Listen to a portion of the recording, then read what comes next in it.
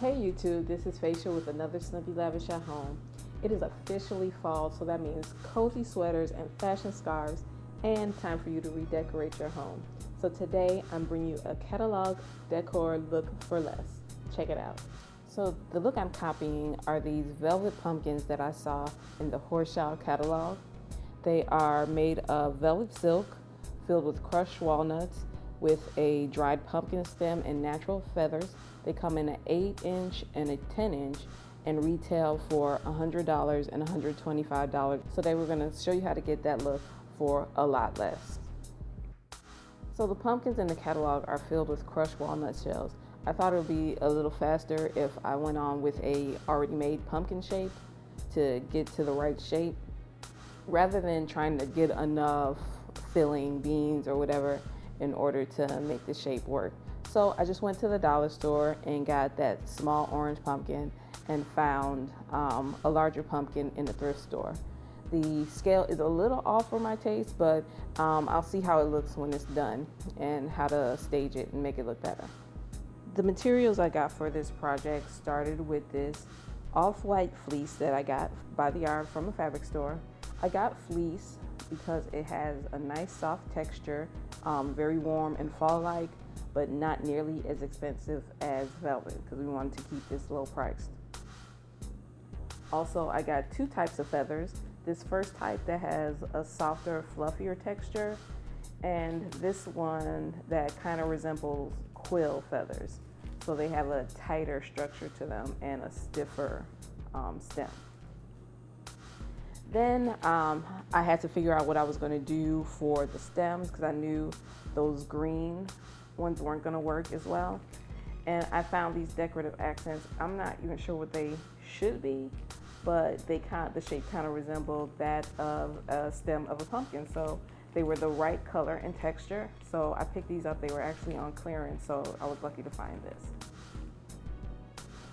I noticed that when I put the fabric over the pumpkin as it was, the orange kind of showed through, and I didn't want it to show through. So I hid the pumpkins with a light coat of white spray paint.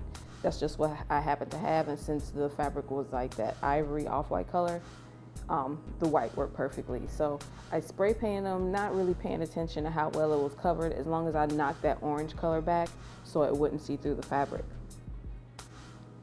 So then I pulled the old stems out because we're going to replace them with these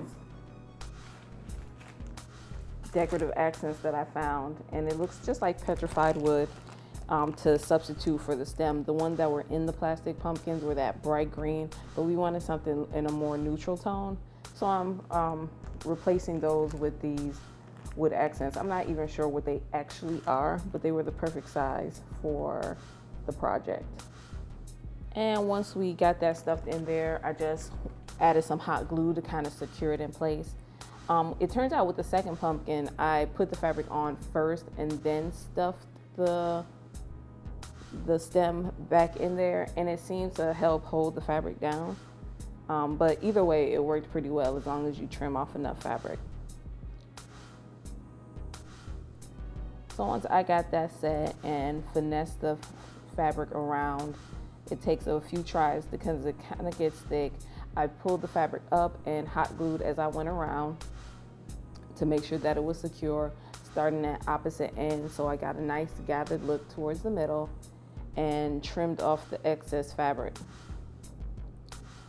So when I was done with that, all I had left was to insert the feathers. And again, that was done by simply trimming the stems of the feathers a little bit and adding some hot glue to the end and sticking them down into that crease between the stem and the fabric, making sure to cover up any other gathered fabric that might be exposed or glue to finish off the look.